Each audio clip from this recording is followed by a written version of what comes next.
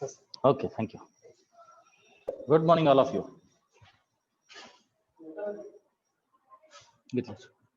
Good morning, all of you. Can you hear me? Am I audible? Am I audible? Yes, sir. Okay, fine. So where were we in the last class? Where were we in the last class? I had explained you stratified random sampling, isn't it? Matadro, I had explained you stratified random sampling, isn't it? Yes, sir. Okay, now we'll see merits and demerits of stratified random sampling. Merits and demerits of stratified random sampling. Okay. ತಿಳಿದೋದಲ್ಲ stratified random sampling ಏನಂತ ಹೇಳಿ? You all have understood? Yes, sir. Okay.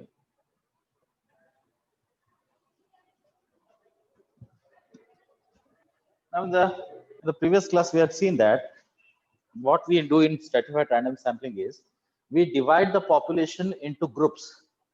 Groups are also called as strata. Okay. In the plural sense it is strata, and in the singular sense it is stratum. So here what we do is we divide the population into groups or stratas. Okay, and from each strata we take equal numbers or proportionate numbers or the numbers whatever we want.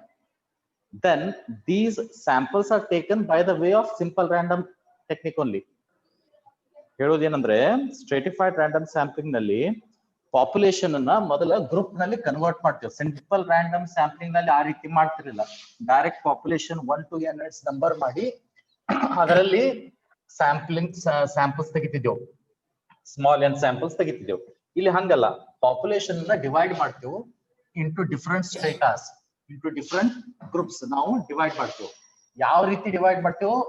On the basis of their characteristics. For example, in a college I can divide the students into two groups called as females and males, girls and boys. ಈ ರೀತಿ ಎರಡು ಸ್ಟ್ರೇಟಾ ಮಾಡಬಹುದು ನಾನು. Okay, ಅದೇ ಬೇರೆ ರೀತಿ I can make stratas on the marks taken by students also. First class ಬೇರೆ, second class ಬೇರೆ, distinction ಬೇರೆ, ಈ ರೀತಿ different ಮೂರು ಸ್ಟ್ರೇಟಾ ಮಾಡಬಹುದು ನಾನು. So first I make stratas, and from each strata I take either equal number. ಈ girls boys ಬೇರೆ ಮಾಡಿದ್ವಿ. ಗರ್ಲ್ಸ್ ನಾಗಿಂದ ಒಂದು 5 ಮಂದಿ, ಬಾಯ್ಸ್ ನಾಗಿಂದ ಒಂದು 5 ಮಂದಿ ಈಕ್ವಲ್ ನಂಬರ್ ತಗೋಬಹುದು. ಅಥವಾ ಅವ್ರ ಸ್ಟ್ರೆಂತ್ ಹೆಂಗಿರ್ತೈತಿ, suppose girls out of 160 girls ಅದರ 40 ಬಾಯ್ಸ್ ಇದ್ರಂದ್ರ 6 girls 4 boys, that is in a proportionate ವೇನು ತಗೋಬಹುದು. ಈ ರೀತಿ ನಾ ಸ್ಯಾಂಪ್ಲಿಂಗ್ ತಗೋತೀನಿ. ಇನ್ನ ಸ್ಯಾಂಪ್ಲಿಂಗ್ ಏನ್ 6 ಮತ್ತು 4 ತಗೊಳಿಕತ್ತಿಲ್ಲ, ಅದನ್ನ ಹೆಂಗ್ ತಗೋತೀನಿ ಅಂದ್ರ I use simple random sampling method only. So ಎಲ್ಲಾ ಸಿಂಪಲ್ ರ್ಯಾಂಡಮ್ ಸ್ಯಾಂಪ್ಲಿಂಗ್ ಇದ್ದಂಗೆ ಇರ್ತದೆ. ಇಲ್ಲಿ ಒಂದು ಸ್ಟೆಪ್ ಎಕ್ಸ್ಟ್ರಾ. ಇಲ್ಲಿ ಏನು ಒಂದು ಸ್ಟೆಪ್ ಎಕ್ಸ್ಟ್ರಾ ಅಂದ್ರೆ we divide the population into different strata.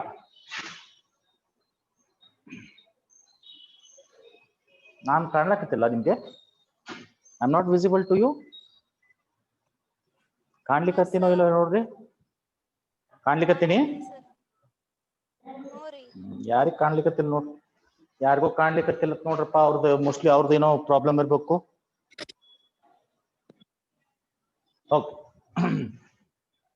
So ಎಲ್ಲ ಸಿಂಪಲ್ ರ್ಯಾಂಡಮ್ ಸ್ಯಾಂಪ್ಲಿಂಗ್ ಮೆಥಡ್ ಗತೆನೆ ಇರ್ತದೆ ಇಲ್ಲಿ. ಆದ್ರೆ ಒಂದೇ ಒಂದು ಫರ್ಕ್ ಏನಂದ್ರೆ ಬಿಫೋರ್ ಸ್ಯಾಂಪ್ಲಿಂಗ್ ನಾ ಪಾಪ್ಯುಲೇಷನ್ ಅನ್ನ ಸ್ಟ್ರೇಟಾಸ್ ನಾಗ ಡಿವೈಡ್ ಮಾಡ್ತೀನಿ. ಅಂದ್ರೆ ಬೇರೆ ಬೇರೆ ಗ್ರೂಪ್ಸ್ ನಲ್ಲಿ ಡಿವೈಡ್ ಮಾಡ್ತೀನಿ. ಒಂದೊಂದು ಗ್ರೂಪ್ ನಿಂದ ಕೆಲವೊಂದು ಸ್ಯಾಂಪಲ್ ಗಳನ್ನ ಆರಿಸ್ತೀನಿ. ಅವೆಲ್ಲಾ ಗ್ರೂಪ್ ಈಗ ಒಂದು ಕಂಪ್ಲೀಟ್ ಒಂದು ಕಾಲೇಜ್ ನಲ್ಲಿ 400 ಹುಡುಗರು ಅದಾರ.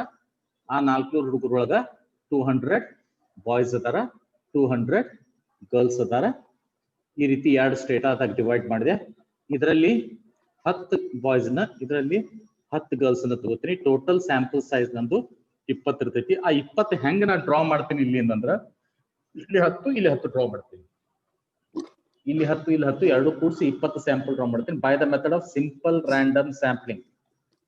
ಹೆಂಗ್ ಡ್ರಾ ಮಾಡ್ತೀನಿ? ಸಿಂಪಲ್ ರ್ಯಾಂಡಮ್ ಮೆಥಡ್ ಮಾಡ್ತೀನಿ. ಆದ್ರೆ ಡ್ರಾ ಮಾಡೋಕ್ಕಿಂತ ಮೊದಲ ನಾ ಡಿವೈಡ್ ಮಾಡ್ತೀನಿ ಸ್ಟೇಟಾಸ್ನಾಗ, ಗ್ರೂಪ್ಸ್ನಾಗ.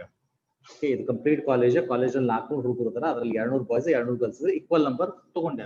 ನಾ ಈಕ್ವಲ್ ನಂಬರ್ ತಗೋದು ಅಥವಾ ಪ್ರಪೋರ್ಷನೇಟ್ಲಿನೂ ತಗೋಬಹುದು. ಪ್ರಪೋರ್ಷನೇಟ್ಲಿ ಹೆಂಗಪ್ಪ, ಸಪೋಸ್ 300 ಬಾಯ್ಸ್ ಅದಾರ, ಬರೇ 100 ಗರ್ಲ್ಸ್ ಅದಾರ, ಅವಾಗ ನಾನು ಏನ್ ಮಾಡ್ಬೋದು, ಇಲ್ಲಿ 15 ಬಾಯ್ಸ್ ತಗೋಬಹುದು, ಬರೇ 5 ಗರ್ಲ್ಸ್ ತಗೋಬಹುದು. ಪ್ರಪೋರ್ಷನೇಟ್ ಈ ರೀತಿ ಮಾಡ್ಕೊಂಡು ನಾನು ಸ್ಯಾಂಪಲ್ ಡ್ರಾ ಮಾಡ್ತೀನಿ. ಸ್ಯಾಂಪಲ್ ಏನ್ ಡ್ರಾ ಮಾಡ್ತಿಲ್ಲ, 15 5 ಏನ್ ಡ್ರಾ ಮಾಡ್ತೀನಿ, ಅದನ್ನ simple random sampling method draw ಮಾಡ್ತೀನಿ. ಅಂದ್ರೆ either by lottery method, okay, or by using tables of random numbers ಮಾಡ್ತೀನಿ. ಒಂದೇ ಒಂದು ಸ್ಟೆಪ್ ಏನಂದ್ರೆ ಇಲ್ಲಿ ಸ್ಟ್ರೇಟ್ ಆಗಿ ಡಿವೈಡ್ ಮಾಡ್ತೀನಿ. That is the step extra what we are doing in stratified random sampling. Okay. Next, we will go with merits and demerits of stratified random sampling. First, merits. ಆಮೇಲೆ ಇನ್ನೊಂದು ಹೇಳಿದ್ದೆ ನಿಮ್ಗೆ, these are divided into different stratas or groups on the basis of what? ಯಾವ basis ಮೇಲೆ ನಾನು groups ಮಾಡ್ತೀನಿ ಅಥವಾ status ಮಾಡ್ತೀನಿ. I make it, I make the characters. Hello.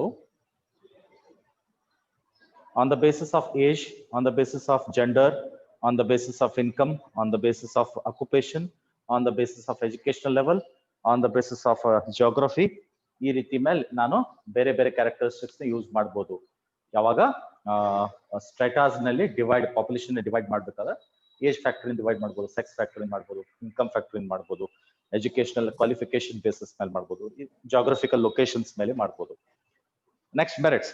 First one, this method uses a sample which is more representative. Merits. Merits of simple random sampling, stratified random sampling. This method uses a sample. This method uses a sample which is more representative.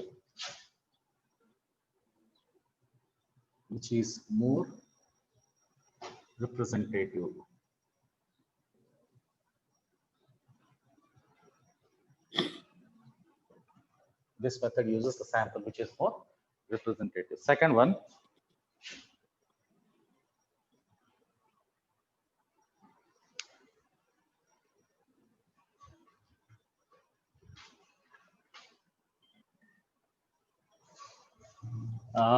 second alla ille continue ಮಾಡಿ, as it gives, ಅಲ್ಲಿ second ಅಂತ ಮಾಡ್ಕೊಂಡಾರ, second ಅನ್ನೋದು ಒಂದನೇದ್ರಾಗೆ ಬರ್ತೈತಿ. as it gives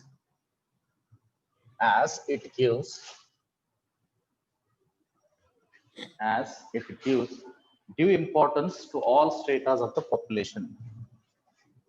Due importance to all the stratas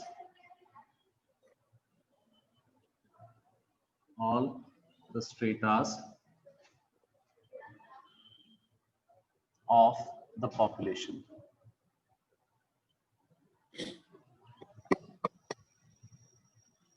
So that is first merit. This is the first merit. Second one, ಬರ್ಕೋರು ಒಮ್ಮೆ explain ಮಾಡ್ತೇನೆ ನಾನು. Due to lesser variability, second one, due to lesser variability,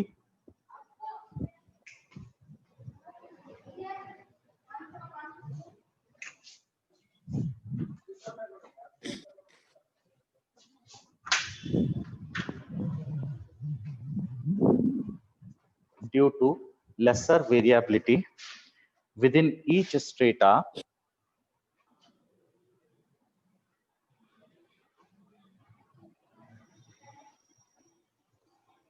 due to lesser variability within each strata,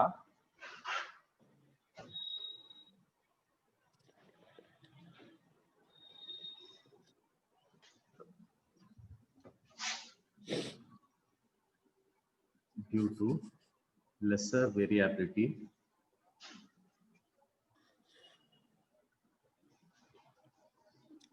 within each strata,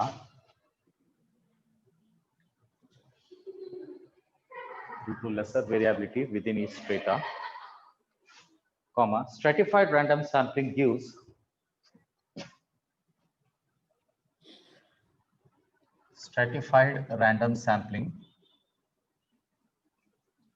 stratified random sampling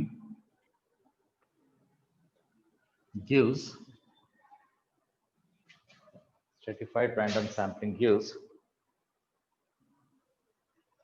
more efficient estimates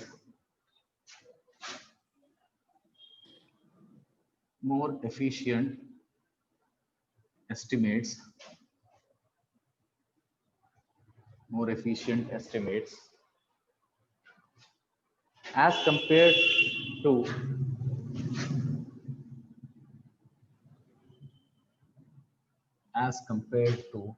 simple random sampling. Yes, Sir, ಹೇಳಮ್ಮ. waiting list ಒಳಗ ಸುಪ್ರಿಯಾ ವಾಲಿಕರ್ದಾರ ತೆಗೀರಿ ಸರಿ. One second. Supriya Walikar. Admit ಮಾಡಿ ನೋಡಮ್ಮ. Okay. Due to lesser variability within each strata, stratified random sampling gives more efficient estimates as compared to simple random sampling. Second one. Okay. Third one. This method the administrative convenience has got administrative convenience due to stratification. Third one, I'll correct bardilla. This method has got administrative. This method has got administrative convenience.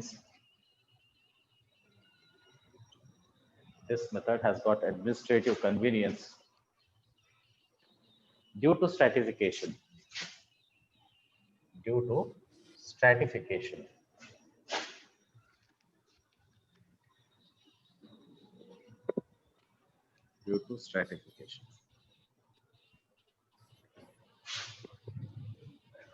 Okay. Merits ನಲ್ಲಿ ನೋಡ್ರಿ first ಏನ್ ಹೇಳ್ತದ, this method uses a sample which is more representative as it gives due importance to all stratas of the population. ಈಗ ಒಂದು sample ತೆಗಿತೀನಿ ನಾನು, ಒಳ್ಳೊಳ್ಳೆ ಒಂದೇ ಎಕ್ಸಾಂಪಲ್ ಕೊಡ್ತೀನಿ ಅಂದ್ರೆ ನಿಮಗೆ ಬಹಳ ಈಸಿ ಆಗ್ತದೆ ತಿಳ್ಕೊಳ್ಳಿಕ್ಕೆ. ಓಕೆ, ನಿಮ್ದು ಎಕ್ಸಾಂಪಲ್ ಕೊಟ್ಟಿದ್ದೆ ನಾನು, ಯಾವುದು BCom third semester class example ಕೊಟ್ಟಿದ್ದೆ. ಎವ್ರಿ ಟೈಮ್ ಅದೇ ಕೊಡ್ತೀನಿ ಸೊ ದಟ್ ನಿಮ್ಗೆ ಈಸಿ ಆಗ್ತದೆ ತಿಳ್ಕೊಳ್ಳಿಕ್ಕೆ. ಬಿಕಾಮ್ ಥರ್ಡ್ ಸೆಮಿಸ್ಟರ್ ಕ್ಲಾಸ್, ನಿಮ್ BCom third semester class strength ಎಷ್ಟದ? 70 ಅದ, 70.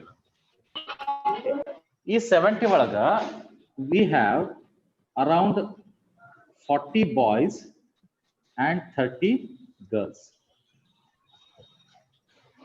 40 boys adara, 30 girls adara. I want a sample of, ನನಗೆ ಸ್ಯಾಂಪಲ್ ಸ್ಮಾಲ್ n ಅಂದ್ರೆ ಸ್ಯಾಂಪಲ್ ಸೈಜ್ ಅದು, ನನಗೆ 10ರದ ಸ್ಯಾಂಪಲ್ ಬೇಕಾಗಿದೆ. Okay, I want a sample of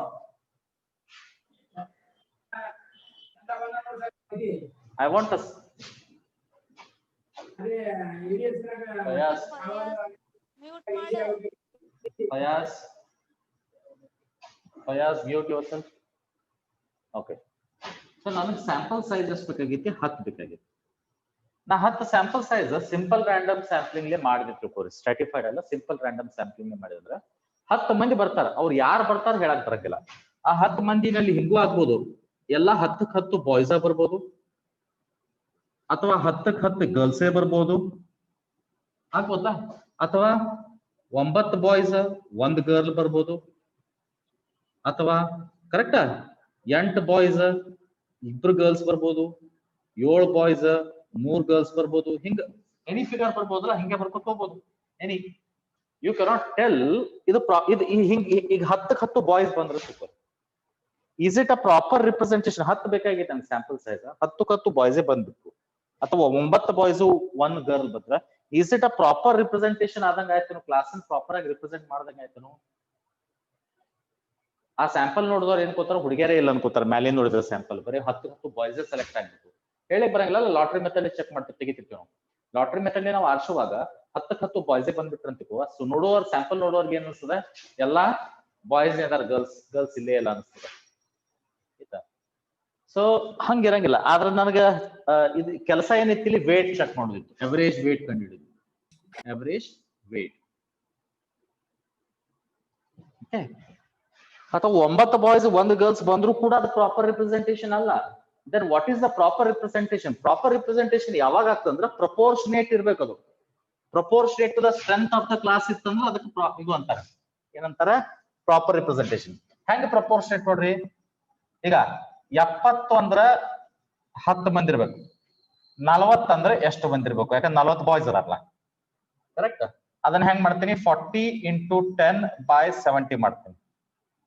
Okay, so it is 7 4s are 38, 7 5s are 35. Okay, then 5 0 7 6 are 40, 7 7s are 42, 7 7s are, sorry, at 7 5s are 35, 5 ಉಳಿತು 0, 7 7s are 49.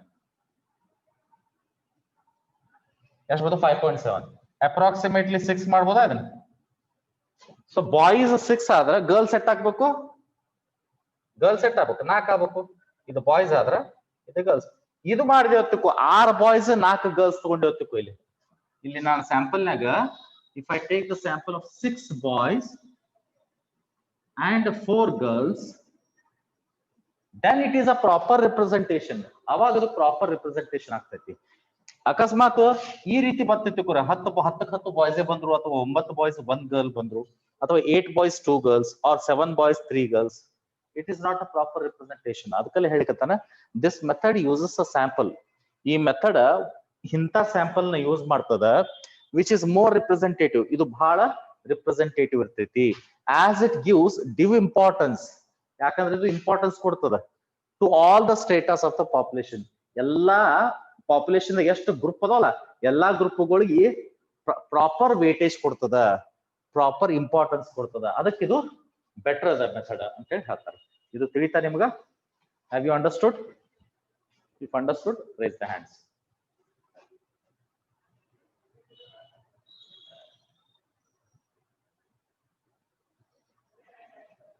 If understood, raise the hands. If not understood, you can ask questions.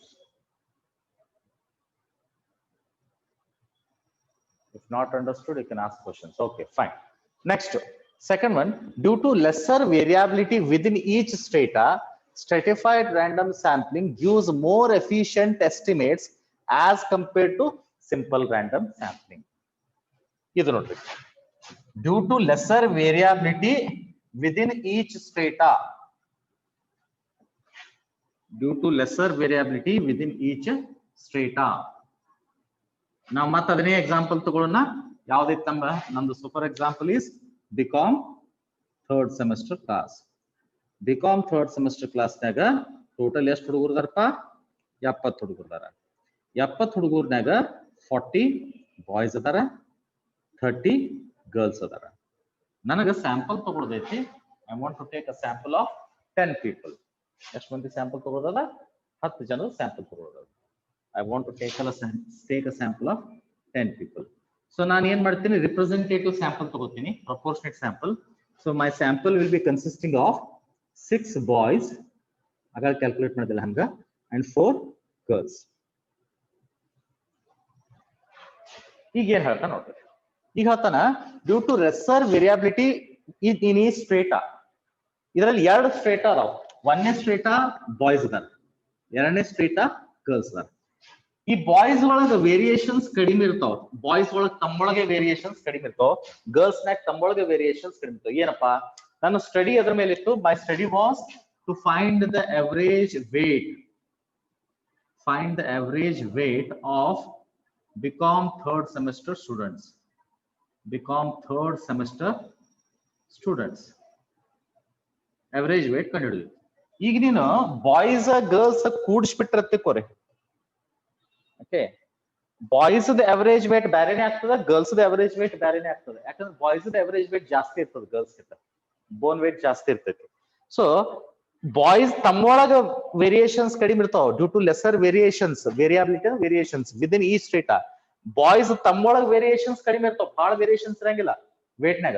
Girls ತಮ್ಮೊಳಗ variations ಕಡಿಮೆ ಇರ್ತಾವ, ಆದ್ರೆ girls ಮತ್ತು boys ಕೂಡಿಸಿದ್ರೆ variations ಹೆಚ್ಚಾಗ್ತಾವ. Girls ಮತ್ತು boys ಕೂಡಿಸಿದ್ರೆ variations ಹೆಚ್ಚಾಗ್ತಾವ.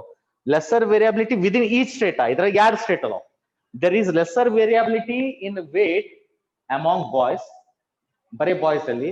There is lesser variability in weight among girls.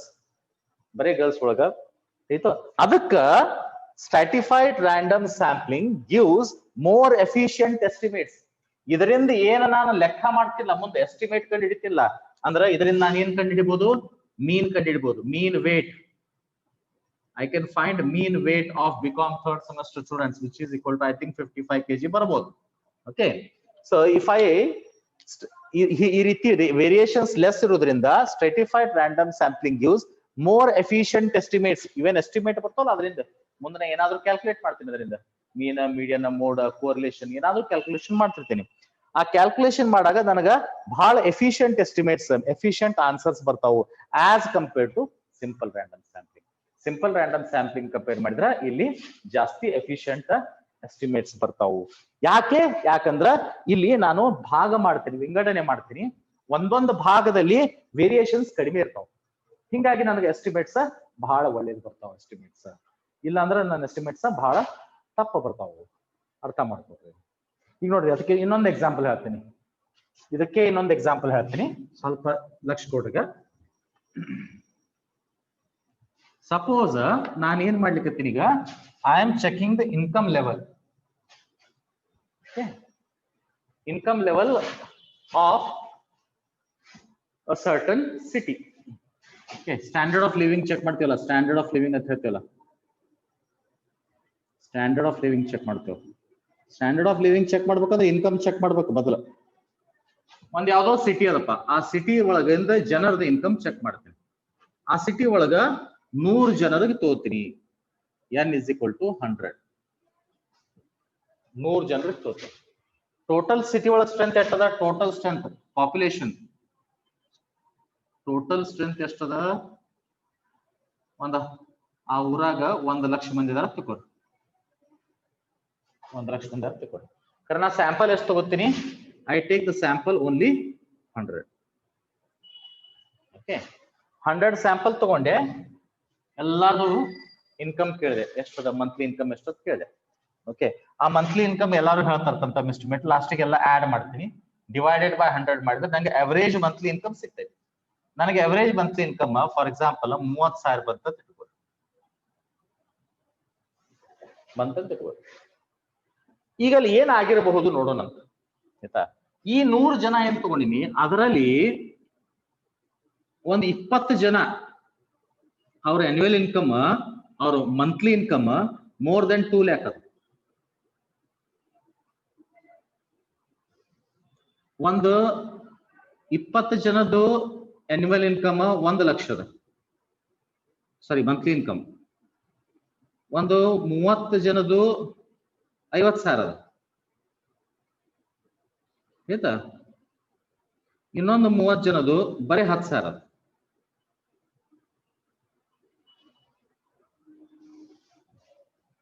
Total 100 ಆದ್ರಲ್ಲಿ ನೋಡ್ರಿ, 100 ಆದ್ರೆ ಈ 100 ಮಂದಿ ಮಾಡಿದ್ರೆ ಅವರೇಜ್ ತೆಗೆದ್ರೆ ರೇಟ್ ಆಗ್ತದೆ ನೋಡ್ರಿ. ಈಗ 20 into 2 lakh plus 20 into 1 lakh plus 30 into 50,000 plus 30 into 10,000 whole divided by total strength 100. ಒಬ್ರು ಯಾರೇ ಮಾಡಿ ಹೇಳ್ರಪ್ಪ, ಪಟ್ಟು ಯಾರು ಮಾಡಿ ಹೇಳ್ತೀರಿ? average income ಜಲ್ದಿ ಮಾಡ್ಬೇಕಪ್ಪ.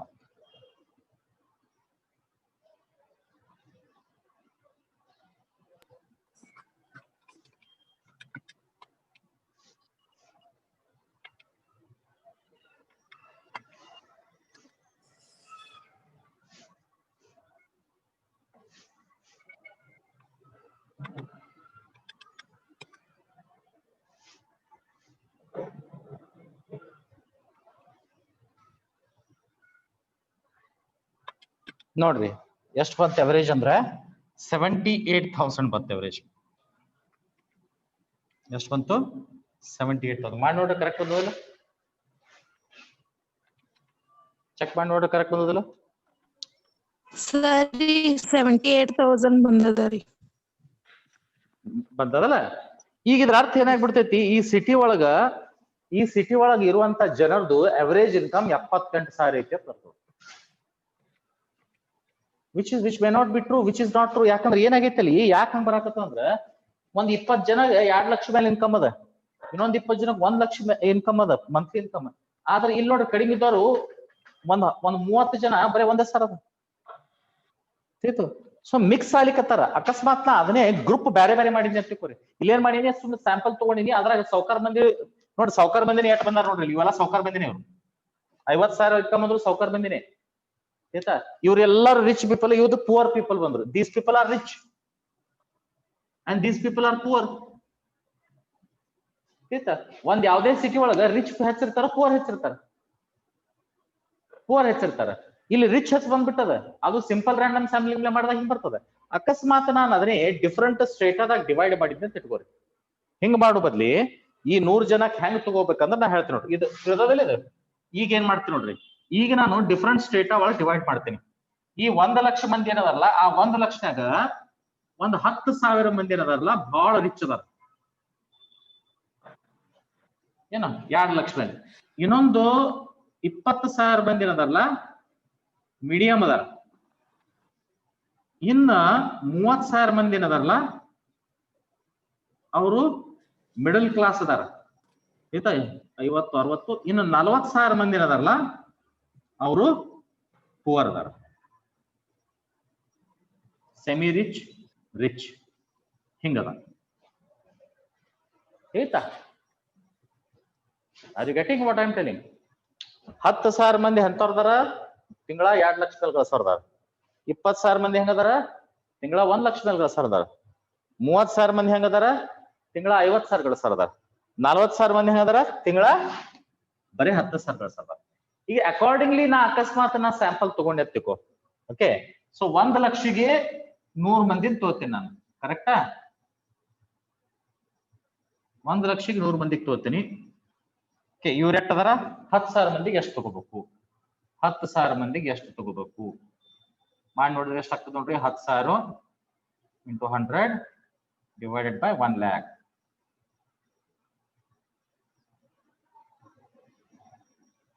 ಎಷ್ಟಾಯ್ತು? 10 ಮಂದಿ. ಅಂದ್ರೆ ಇವ್ರಿಗೆ ಬರೀ 10 ಮಂದಿ ತೋರಿ.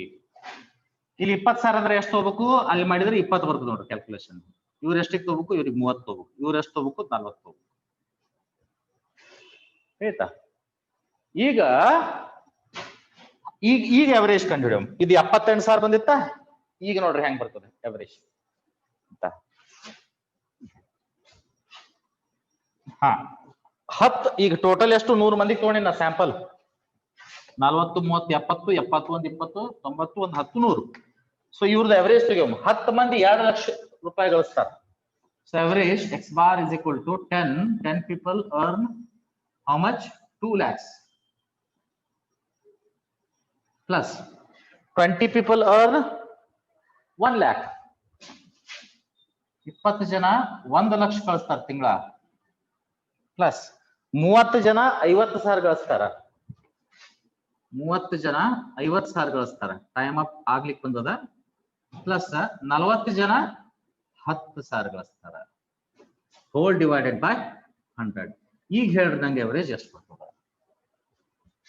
ಈಗ ಅವರೇಜ್ ಎಷ್ಟು ಬರ್ತದ? ಪಟ ಪಟ ಕ್ಯಾಲ್ಕುಲೇಟ್ ಮಾಡ್ರಪ್ಪ. Last 8 minutes.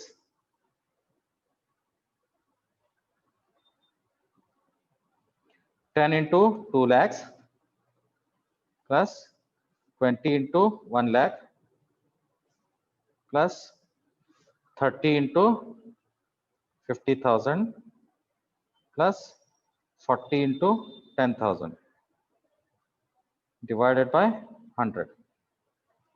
That was totally 59,000. Now tell me which gives more efficient estimate. ಇದು ಕರೆಕ್ಟ್ ಕೊಟ್ಟೈತೆ ಎಸ್ಟಿಮೇಟ್, ಇದು ಕರೆಕ್ಟ್ ಕೊಟ್ಟೈತೆ. ಮತ್ತೆ ಯಾಕೆ ಸ್ವಲ್ಪ ವಿಚಾರ ಮಾಡಿ ನೋಡಿ. ವೈ? Just think. ಯಾವ್ದು ಕರೆಕ್ಟ್ ಅನಿಸ್ತದೆ ನಿಮ್ಗ? ಇದು ಕರೆಕ್ಟ್ ಅನಿಸ್ತದೋ, 78,000 ಕರೆಕ್ಟ್ ಅನಿಸ್ತದೋ, ಏನ್ 59,000 ಬೆಟರ್ ಅನಿಸ್ತದೋ? ಯಾವ್ದು ಬೆಟರ್ ಅನಿಸ್ತದೆ? ಇಲ್ಲಿ ನಾ ಏನೋ ವಿಚಾರ ಮಾಡಿಲ್ಲ. ಬರೀ 100 ಜನಕ್ಕೆ ತಗೊಂಡೆ. ಆ 100 ಜನದಾಗ ಏನಾಗ್ಬಿಡ್ತು, 20 ಮಂದಿ 2 ಲಕ್ಷದವರು, 20 ಮಂದಿ 1 ಲಕ್ಷದವರು, 30 ಮಂದಿ 50,000ದವರು, 30 ಮಂದಿ 10,000ದವ್ರು ಬಂತು. ಆದ್ರೆ ಇಲ್ಲಿ ಏನ್ ಮಾಡಿದೆ, ಅವನ ಬೇರೆ ಬೇರೆ ಆ ಪಾಪ್ಯುಲೇಷನ್ ಅನ್ನ ಸ್ಟೇಟಾಸ್ ಒಳಗ ಡಿವೈಡ್ ಮಾಡಿದೆ. ಸ್ಟೇಟಾಸ್ ಒಳಗೆ ಡಿವೈಡ್ ಮಾಡಿದ ಕೂಡಲೇ ಆ 1,00,000 ಮಂದಿ ಒಳಗ 10,000 ಮಂದಿ ಸೂಪರ್ ರಿಚ್ ಅದಾರ ಆಯ್ತಾ. ಆಮೇಲೆ 20,000 ಮಂದಿ ಸೆಮಿ ರಿಚ್ ಸ್ವಲ್ಪ ಕಡಿಮೆ, 30,000 ಮಂದಿ ಮೀಡಿಯಂ ಕ್ಲಾಸ್ ಅದಾರ, ಮಿಡಲ್ ಕ್ಲಾಸ್, 40,000 ಮಂದಿ ಪೂರ್ ಅದಾರ. ಸೊ ಅವ್ರವ್ರ ಮಂತ್ಲಿ ಇನ್ಕಮ್ ಹೆಂಗದ ಅಂದ್ರ ಇವ್ರದ್ದು 2,00,000, ಇವ್ರದ್ದು 1,00,000, ಇವ್ರದ್ದು 50,000, ಇವ್ರದ್ದು 10,000. ಸೊ ಅಕಾರ್ಡಿಂಗ್ಲಿ ನಾನು ಅವರೇಜ್ ಇನ್ಕಮ್ ತೆಗೆದಾಗ 59,000 ಬಂತು. ಇಲ್ಲಿ ಅವರೇಜ್ ಇನ್ಕಮ್ ತೆಗೆದಾಗ around 78,000, which is equal to 18,000 also. So which is better figure? ಯಾವ್ದು ಕರೆಕ್ಟ್ ಹೇಳ್ರಿ ಜಲ್ದಿ, ಲಾಸ್ಟ್ 7 minutes. ತಿಳಿಯಾಕತ್ತದಿಲ್ಲಪ್ಪ, ಹೇಳ್ರಿ, ಆನ್ಸರ್ ಮಾಡ್ರಿ. ಯಾವ್ದು ಕರೆಕ್ಟ್ ಅನ್ಸ್ತದೆ ನಿಮ್ಗ? ಮಾತಾಡಂಗಿಲ್ಲ? ಶಿವಾಯನವ ಹೇಳ್ರಪ್ಪ. ಮಾತಾಡ್ರಿ, ಏನಿಲ್ಲ, ನೀವು ಓಪನ್ ಮಾಡ್ರಿ.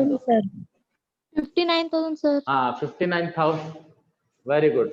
So we find 59,000 as better because ಅದ್ ಏನ್ ಮಾಡೈತೆ ಅಲ್ಲಿ, due to lesser variability within each strata. ನೋಡ್ರಿ, ದೇರ್ ಆರ್ 4 ಸ್ಟೇಟಾಸ್.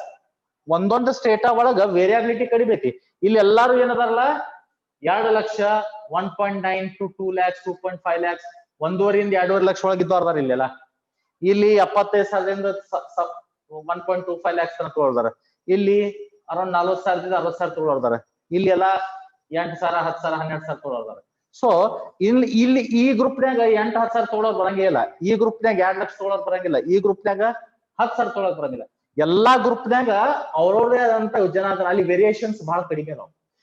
ಒಂದೊಂದು ಗ್ರೂಪ್ನಾಗ ವೇರಿಯೇಷನ್ಸ್ ಕಡಿಮೆ ಇರೋದ್ರಿಂದ due to lesser variability within each strata, stratified random sampling gives more efficient estimates as compare to simple random sampling.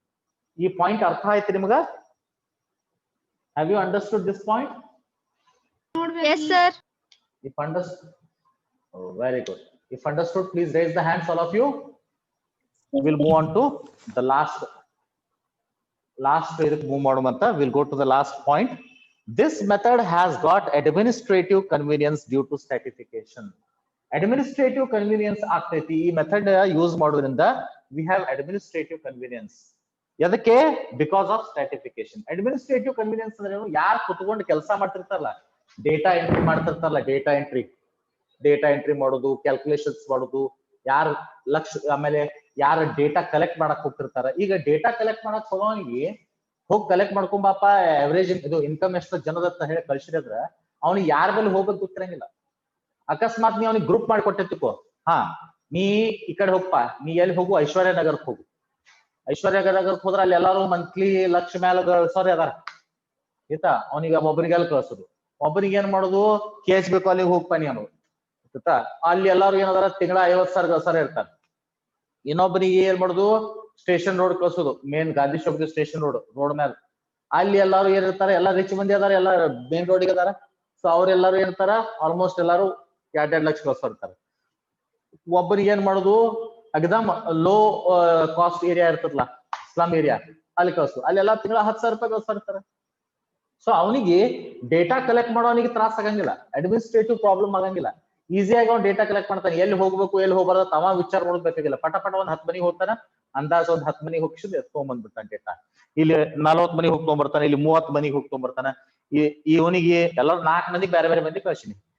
ಇವ ಏನ್ ಮಾಡ್ತಾನ, ಒಂದೇದವ 40 ಮನಿ ಇವ್ ಬೇರೆ ಹೋಗ್ತಾನ, ಈ 30 ಮನಿಗೆ ಬೇರೆ ಅವನಿಗೆ ಕಳಿಸ್ತಾರ, ಈ 20 ಮಂದಿಗೆ ಬೇರೆ ಅವ್ರಿಗೆ ಕಳಿಸ್ತಾರ, ಈ 10 ಜನಕ್ಕ ಈ 10 ಮನಿಗಳಿಗೆ ಒಬ್ಬನಿಗೆ ಬೇರೆ ಹೋಗಿಸ್ತಾನ. ಅವನಿಗೆ ತಗೊಳಂಗೂ ತ್ರಾಸ ಆಗಂಗಿಲ್ಲ, ಆ ಡೇಟಾನ ಕಂಪೈಲ್ ಮಾಡಿ ಯೂಸ್ ಮಾಡೋಂಗೂ ತ್ರಾಸ ಆಗಂಗಿಲ್ಲ. ಯಾಕಂದ್ರೆ ಮಿಕ್ಸ್ ಇಲ್ಲ ಅಲ್ಲಿ, ಆ ಡೇಟಾ ಪ್ರಾಪರ್ ಆಗಿ ಡಿವೈಡ್ ಆಗಿದ್ದವು, ವೇರಿಯೇಷನ್ಸ್ ಅದ್ರೊಳಗ ಕಡಿಮೆ ಇರೋದ್ರಿಂದ ಆ ಡೇಟಾನ ಏನ್ ಯೂಸ್ ಮಾಡ್ತೇವು, ಕಲೆಕ್ಟ್ ಮಾಡುದು, ಕ್ಲಾಸಿಫೈ ಮಾಡುದು, ಅನಾಲಿಸಿಸ್ ಏನ್ ಮಾಡ್ತೇವಲ್ಲ ಅದು ಮಾಡೋರಿಗೆ ಬಹಳ ಸರಳ ಆಗ್ತೈತಿ, ಕಷ್ಟ ಆಗಂಗಿಲ್ಲ. ಒಂದ್ ವೇಳೆ ಅದೇ ನಾನು ಮಿಕ್ಸ್ ಇತ್ತತಿಕೋ, ಎಲ್ಲ ಡೇಟಾ ಮಿಕ್ಸ್ ಇತ್ತತಿಕೋ, ಅವಾಗ ಏನ್ ವೇಟೇಜ್ ಕೊಡ್ಬೇಕು ಗೊತ್ತಾಗಂಗಿಲ್ಲ ಆಯ್ತಾ. ಈಗ ನಾನು ಅದೇ ಇಲ್ಲೇನ ಎಕ್ದಮ್ ಸ್ಲಮ್ ಏರಿಯಾ ಹೋಗಿಸಿಂದ ನಾನು 10 ಮನಿಯಿಂದ ಡೇಟಾ ತಗೊಂಡೆ ತಿಳ್ಕೋ, ಎಷ್ಟು ತ್ರಾಸ ಆಗ್ತದ ನೋಡ್ರಿ. ಸ್ವಲ್ಪ ವಿಚಾರ ಮಾಡಿ ನೋಡ್ರಿ. Last around 5 minutes to 4 minutes ಹೇಳ್ತೀನಿ ನಿಮ್ಗ. ಸ್ವಲ್ಪ ಲಾಸ್ಟ್ 2-3 minutes ಮುಗಿತು, ಟೈಮ್ ಮುಗಿದ್ರೆ ಬಂದ್ ಆಗ್ತದ. ನೆಕ್ಸ್ಟ್ ಕ್ಲಾಸ್ ಮತ್ತೆ ಕಂಟಿನ್ಯೂ ಮಾಡ್ತೀನಿ ನಾನು. ಓಕೆ, ಸಪೋಸ್ ನಾನು ಒಂದು ಸ್ಲಮ್ ಏರಿಯಾಸ್ ಹೋಗಿ ಡೇಟಾ ಕಲೆಕ್ಟ್ ಮಾಡತ್ತ ಇಟ್ಕೊಳ್ರಿ. I am going to collect data in the slum area. ಎಲ್ಲಿ ಸ್ಲಮ್ ಏರಿಯಾ ಹೋಗಿ ಮಾಡಾಕತ್ತೀನಿ. ಸ್ಲಮ್ ಏರಿಯಾದಾಗ ಎವರೇಜ್ ಇನ್ಕಮ್ ಎಟ್ ಇರ್ತೈತಿ 2,000 ದಿಂದ ಹಿಡಿದು 4,000 5,000 ತರ ಇರ್ತದೆ. ಅಲ್ಲಿ ಹೋಗಿ 10 ಮಂದಿ ಬಳಿ ಡೇಟಾ ಕಲೆಕ್ಟ್ ಮಾಡ್ತೀನಿ. 10 ಮಂದಿ ಬಳಿ ಡೇಟಾ ಕಲೆಕ್ಟ್ ಮಾಡ್ತೀನಿ. ಅಲ್ಲಿ ಏನಾಗಿರ್ತೈತಿ, ಸ್ಲಮ್ದಾಗ ಒಬ್ಬ ದೊಡ್ಡ ಬಂಗ್ಲಾ ಕಟ್ಸ್ಕೊಂಡಿರ್ತಾನ, 1-2 ಬಂಗ್ಲಾ ಇರ್ತಾವ. ಅವ್ನ್ ಡೇಟಾ ತಗೊಳ್ಳೋ ಏನ್ ಮಾಡ್ತಾನ, ಒಂದೇದವನ್ ಬಳಿ ಹೋಗ್ತಾನೆ, ಎಷ್ಟು ತಗೋತಿಪ್ಪ ನೀ ಪಗಾರ ನಿಂದು 2,000, ಎರಡದಲ್ಲಿ ನೀ ಎಷ್ಟು ತಗೋತೀವೋ 2,500, ಮೂರನೇದವ್ ನೀ ಎಷ್ಟು ತಗೋತೀವೋ 3,000, ನಾಲ್ಕನೇದವ್ ನೀ ಎಷ್ಟು ತಗೋತೀವೋ 2,000, ಐದನೇದವ ನೀ ಎಷ್ಟು ತಗೋತೀವೋ ಒಮ್ಮಿಂದೊಮ್ಮೆ 2 ಲಕ್ಷ. ಯಾಕಂದ್ರೆ ನೀ ಅಲ್ಲಿ ಬಂಗ್ಲಾ ಐತವ. ಇನ್ನೊಂದು ಗೊತ್ತ, ನೀ ಎಷ್ಟು ತಗೋತೀವೋ ಸರ್ ನಾ 3,000 ತಗೋತೇನ್ರಿ, ನೀ ಎಷ್ಟು ತಗೋತೀವೋ ನಾನ್ 5,000 ತಗೋತೇನ್ರಿ, ನೀ ಎಷ್ಟು ತಗೋತೀವೋ ನಾನ್ 4,000 ತಗೋತೇನ್ರಿ.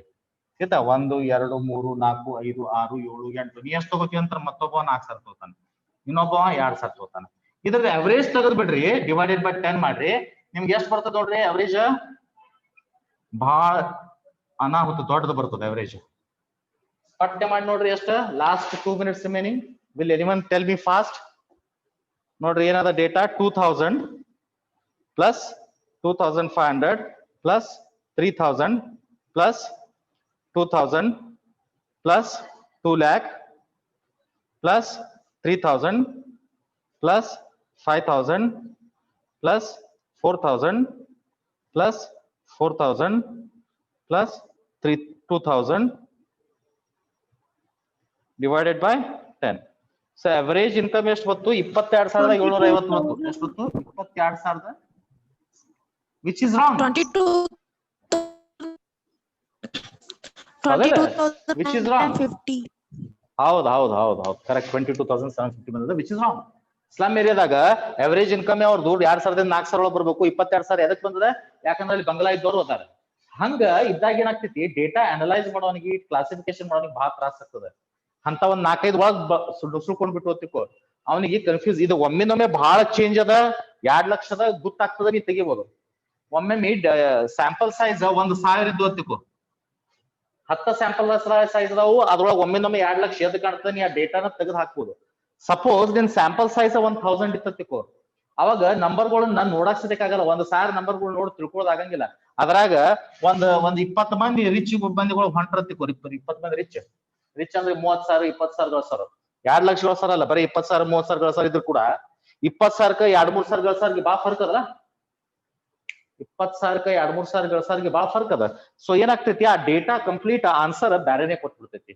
ಅಡ್ಮಿನಿಸ್ಟ್ರೇಟಿವ್ ವರ್ಕ್ ಏನ್ ಮಾಡ್ತಿರ್ತಾರೆ, ಡೇಟಾ ಎಂಟ್ರಿ ಮಾಡೋದು, ಡೇಟಾ ಕ್ಲಾಸಿಫೈ ಮಾಡೋದು, ಅವ್ರಿಗೆಲ್ಲ ಬಹಳ ಕಷ್ಟ ಆಗ್ತದೆ.